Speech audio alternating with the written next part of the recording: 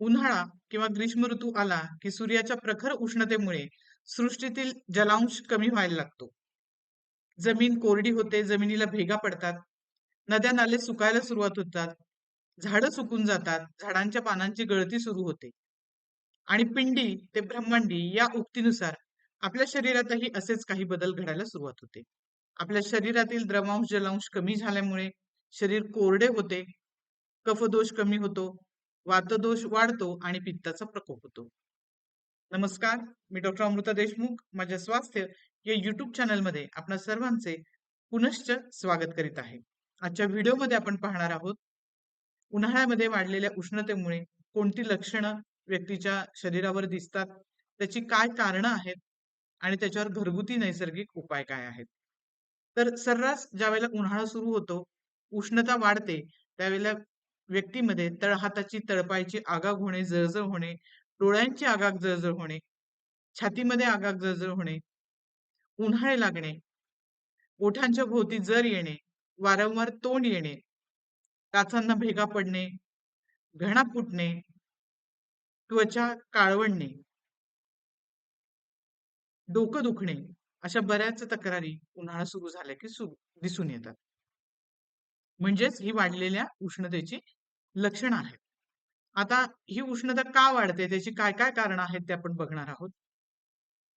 अति खारट, अति तिखट, अति आंबट या गोष्टी तुमच्या खाण्यामध्ये असतील तर निश्चितपणे तुमच्या शरीरातील उष्णता वाढणार आहे.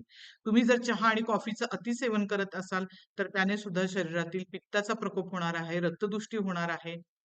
ज्या व्यक्तींना व्यसनं आहेत, म्हणजे दारू, तंबाखू, सिगारेट किंवा इतर काही ड्रग ॲडिक्शन्स असतील, तर या व्यक्तींच्या लिव्हरवर, यकृतावर परिणाम होतो, लिव्हरची उष्णता वाढते आणि नंतर एकंदर शरीराची उष्णता वाढते. या व्यक्तींमध्ये या सवयींमुळे जे व्हायटल न्यूट्रिएंट्स असतात त्यांचं सुद्धा ॲब्सॉर्प्शन चांगल्या पद्धतीने होत नाही आणि म्हणून अशा व्यक्तींना बऱ्याच डेफिशियन्सीजना, पोषण तत्वांच्या कमतरतेला सामोरं जावं लागतं. जर तुम्ही मुळात पाणीच कमी पित असाल, तुमची तहान कमी असेल, तर तुमचं बॉडीचं टेम्परेचर वाढतं, कोरडेपणा वाढतो आणि मग तुमच्या शरीरामध्ये एकंदर उष्णतेचा प्रकोप डिहायड्रेशनमुळे होतो. त्यानंतर काही जीवनशैलीमध्ये असणाऱ्या गोष्टी म्हणजे बऱ्याच व्यक्तींना जर सतत उभा राहण्याचं काम असेल, सतत त्यांना दिवसभर शूज घालावे लागत असतील, तर अशा व्यक्तींच्या सुद्धा तळपायाची आगाग जळजळ, त्या ठिकाणी दुखावा, मुंग्या येणे अशी लक्षणं दिसून येतात. त्यानंतर भट्टीजवळ काम करणारे कामगार, हॉटेलमध्ये काम करणारे आचारी, मेस चालवणाऱ्या महिला यांना सतत उष्णतेच्या संपर्कात राहावं लागत असल्यामुळे त्यांच्या लिव्हरची हीट वाढते आणि एकंदरच शरीरामध्ये उष्णतेचा प्रकोप होतो. त्यानंतर जर अनावश्यक जागरण केलं म्हणजे दिवसा झोपणे आणि रात्री अनावश्यक जागरण करणे यामुळे सुद्धा शरीरातील उष्णता प्रचंड प्रमाणात वाढते. काही व्यक्तींमध्ये जीर्ण ज्वर किंवा त्या जीर्ण ज्वरामध्ये वापरली जाणारी अतिरिक्त औषधं यांच्यामुळे सुद्धा शरीरातील उष्णता ही खूप प्रमाणामध्ये भडकली जाते. त्यानंतर काही असे आजार आहेत की ज्याच्यामध्ये तळपाय तळहातांची आगाग जळजळ होते, दुखावा जाणवतो, मुंग्या येतात. त्यामध्ये म्हणजे अ, असणारे आजार म्हणजे ब्लड प्रेशर आहे, वाढलेलं ब्लड प्रेशर, मधुमेह आहे, वाढलेलं युरिक ऍसिड, हायपोथायरॉइडिझम आणि व्हिटॅमिन बी 12 डेफिशियन्सी या गोष्टींमध्ये, या आजारांमध्ये सुद्धा तळहाताची आणि तळपायांची आगाग जळजळ दिसून येते. त्यानंतर अतिमैथून केल्यामुळे शुक्राणूंचा क्षय होतो आणि अशा व्यक्तींना सुद्धा तळहात तळपायांची आगाग जळजळ, त्या ठिकाणी दुखावा ही लक्षणं जाणवू शकतात. आता आपण बघणार आहोत यावर नैसर्गिक उपाय काय आहेत. तर आपल्याला काही घरगुती गोष्टी वापरून आपल्या आहारामध्ये जर निश्चितपणे आपण बदल केले तर आपल्या शरीरातील उष्णता कमी होऊ शकते. त्यामध्ये सर्वात महत्त्वाचं म्हणजे तुम्ही कोथिंबिरीचा रस किंवा ज्यूस घेऊ शकता. रात्री धणे किंवा जिरे भिजवून ठेवलेलं पाणी, तुम्ही रात्रभर ते पाणी भिजवून ठेवलं आणि सकाळी उठून जर तुम्ही ते पाणी प्यालात, तर तुमच्या शरीरातील उष्णता कमी होते. त्यानंतर आयुर्वेदानुसार सगळ्यात महत्त्वाचं आपल्याला आपल्या मध्ये सुद्धा माहिती आहे, की दुर्वांचा रस. तर दुर्वा ही उष्णतेचं शमन करणारी आहे. त्यामुळे दुर्वांचा रस हा सुद्धा उत्तम आहे उष्णता कमी करण्यासाठी.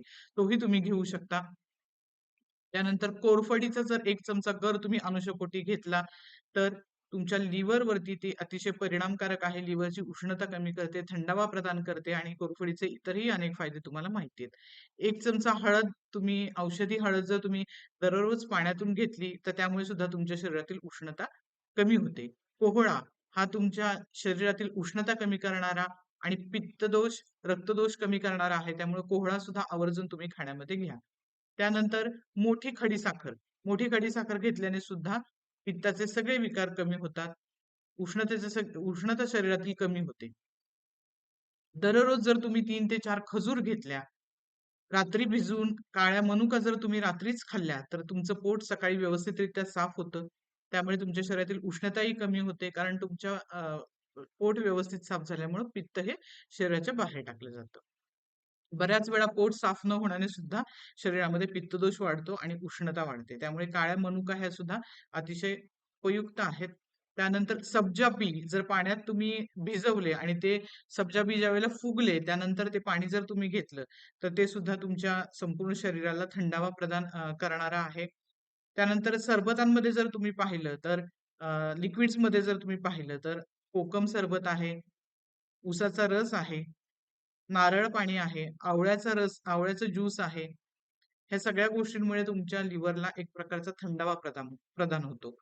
ताजं दही, ताजं ताक, त्यानंतर लोणी आणि खडीसाखर. मोठ्या खडीसाखरेचं चूर्ण, पत्री खडीसाखरेचं चूर्ण आणि लोणी हे जर तुम्ही सलग 3 दिवस अनुशापोटी घेतलं, तर निश्चितपणे तुमची लिव्हरची उष्णता किंवा संपूर्ण शरीराची उष्णता पूर्णपणे कमी होणार आहे. देशी गाईचं तूप हे अतिशय उत्तम आहे पित्त कमी करण्यासाठी. कारण दररोज जर तुम्ही देशी गाईचं तूप कोमट पाण्यातून 2 चमचे तूप जर घेतलं, तर वाढलेल्या उष्णतेमुळे जो पित्त प्रकोप होतो किंवा वातदोष वाढतो, तो कमी व्हायला मदत होते. तुपामुळे तुमच्या शरीराला एक प्रकारची स्निग्धता येते, थंडावा निर्माण होतो आणि पित्त कमी होतं. तर हे काही ओला नारळ आहे. ओला नारळ सुद्धा तुम्ही घेऊ शकता. पुदिना घेऊ शकता. गुलकंद घेऊ शकता. या सर्व गोष्टींनी तुमची उष्णता निश्चितपणे कमी होणार आहे. या सविस्तर डाएटच्या माहितीसाठी मी लिव्हर डाएट यावर एक व्हिडिओ बनवला आहे. त्याची लिंक मी डिस्क्रिप्शन बॉक्समध्ये देत आहे. तर लिव्हरची उष्णता कमी करण्यासाठी कुठचा आहार घ्यायचा आणि कुठचा नाही घ्यायचा हे मी त्या व्हिडिओमध्ये सांगितलं आहे. तुम्ही डिस्क्रिप्शन बॉक्समध्ये जाऊन तो व्हिडिओ पाहू शकता. तर हे काही घरगुती नैसर्गिक उपाय होते. त्यानंतर सगळ्यात महत्त्वाचं पाणी. तुम्हाला शरीरातील उष्णता कमी करण्यासाठी हायड्रेशन मेंटेन करणं उन्हाळ्यामध्ये खूप महत्वाचं आहे. त्यामुळे 3 ते 4 लिटर पाणी पिणं अपेक्षित आहे. परंतु ते पाणी ही फ्रीजमधलं न पिता तुम्ही माठातलं थंडगार पाणी प्या. कारण पंचमहाभूतापासून बनलेल्या आपल्या या शरीराला माठातलं पाणी हे सहज पचतं. आपली तहान भागवायला मदत करतं. फ्रीजमधलं पाणी हे कृत्रिमरित्या थंड झाल्यामुळे आपली तहान भागत नाही आणि मग सारखं आपल्याला पाणी प्यायची इच्छा होते. त्याचबरोबर तांब्याच्या आणि चांदीच्या भांड्यातील पाणी सुद्धा तुम्ही घेऊ शकता. ते सुद्धा शरीराला चांगल्या प्रकारे थंडावा निर्माण करतं. त्यानंतर आपल्या तळपायाला काशाच्या वाटीने तुम्ही खोबरेल तेलाचा पादाभ्यंग करा. काशाच्या वाटीने दररोज तळपाय चोळा, जेणेकरून त्या ठिकाणी तिथली उष्णता पूर्णपणे निघून जाईल आणि तळपाय थंड होतील. त्याच पद्धतीने डोक्याला सुद्धा खोबरेल तेलाचा मसाज करा. या दोन्हीने तुमच्या शरीरातील एकंदर संपूर्ण उष्णता कमी व्हायला मदत होईल. तर आणखीन 2 जे उपाय जे तुम्हाला घरगुती मला सांगायचे आहेत, ते सगळ्यात महत्त्वाचे म्हणजे नैसर्गिक उपाय मीठ पाणी आणि आईस पॅक. तर मीठ पाणी हा जो इलाज आहे, तो म्हणजे आपल्या घोटे बुडतील इथपर्यंत आपल्याला पाणी घ्यायचं आहे. त्याच्यामध्ये 1 वाटी खडे मीठ घालायचं आहे आणि त्या पाण्यामध्ये 5 मिनिटं आपल्याला बसायचं आहे. त्यामुळे आपल्या शरीरातील संपूर्ण उष्णता त्या पाण्यामध्ये शोषली जाते आणि संपूर्ण शरीराचा दाह कमी होतो. दुसरं महत्वाचं म्हणजे आईस पॅक. वाढलेली उष्णता ही सगळी लिव्हरमधून वाढते. त्यामुळे लिव्हरला थंडावा देणं महत्वाचं आहे. त्यामुळे लिव्हरवरती आईस पॅक करणं, लिव्हरच्या ठिकाणी बर्फाने लिव्हरला 5 मिनिटं शेकणं, हे सुद्धा महत्वाचं आहे. आता मीठ पाणी आणि आईस पॅक ह्या दोन्ही ट्रीटमेंटवरती मी डिटेल व्हिडिओ बनवणार आहे. तो तुम्ही निश्चितपणे येणाऱ्या व्हिडिओमध्ये पाहणार आहात लवकरच. तर आजचा हा व्हिडिओ तुम्हाला कसा वाटला? तुम्हाला उपयोगी वाटला असेल तर निश्चितपणे व्हिडिओला लाईक करा, इतर गरजूंसोबत शेअर करा.